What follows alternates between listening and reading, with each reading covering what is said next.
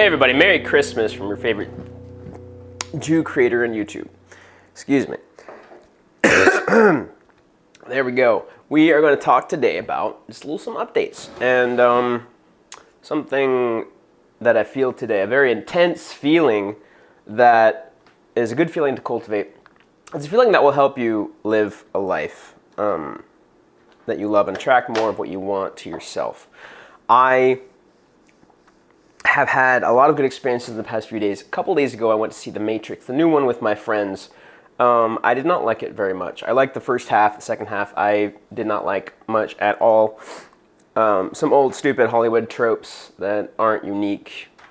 I'm not going to say any more because a lot of you haven't seen it yet. But, see it if you like The Matrix. I think it's still important to be in the loop, even if you don't think you'll like it. But at the same time, I had a great time with my friends. I saw a lot of my friends, and as I was walking into the theater, one of them called me and was like, "Yo, Joe, let's see The Matrix." And I'm like, "I'm actually walking into the theater to see it now, but maybe y'all want to see it twice." And then I walked out of the theater, and there he was. He brought a date, and I said, "Hey, what's up?" He's like, "Hey." And I'm like, "At the end of the movie, this happens." And I was like, just making a joke. It was really funny. I didn't actually say what was happening. I'm not going to spoil anybody. That is something that I hate so much. I chewed out a friend of mine because he spoiled the end of a movie for me as we were watching it. He spoiled the end of Uncut Gems, which I'm so pissed off at. And it was just so cool to be with friends that appreciated me and that I respected. And then for another friend to want to see me, and then for me to see him right after, I just felt like I was part of a community. And then yesterday, I went to see my friend in Wimberley, like I talked about. It's a little country town, hour, maybe 45 minutes away from here, southwest of Austin. And he hosted me and a few other of his friends, and we just enjoyed the country clear air and ate and played music and just relaxed. It was nice. It was comfy.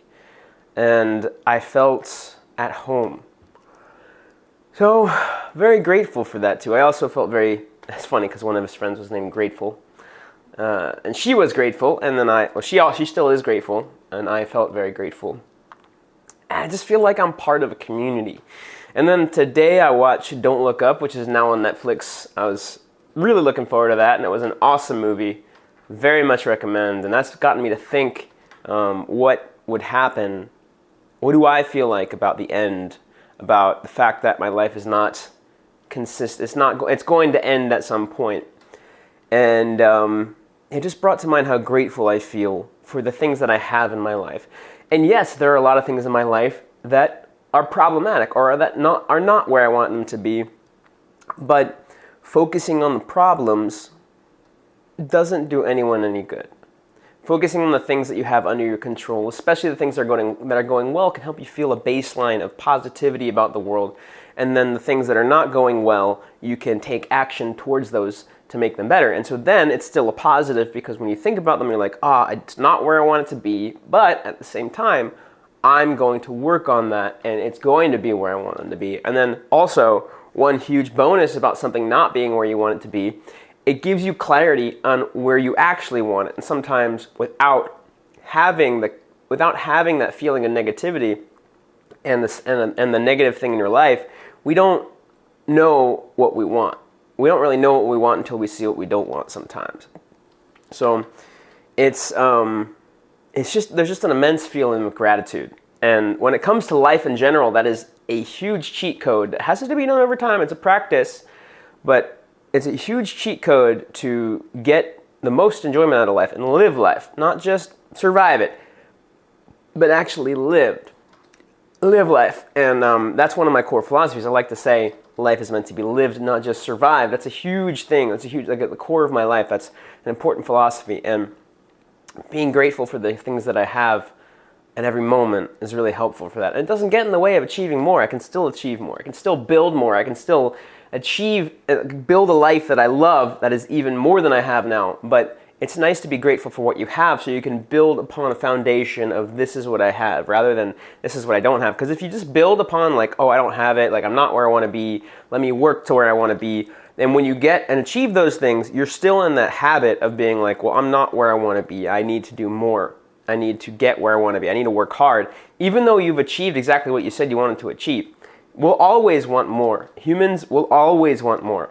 And that's a great thing because that's why we've conquered so many natural disasters. Like now a natural disaster doesn't wipe out a huge population.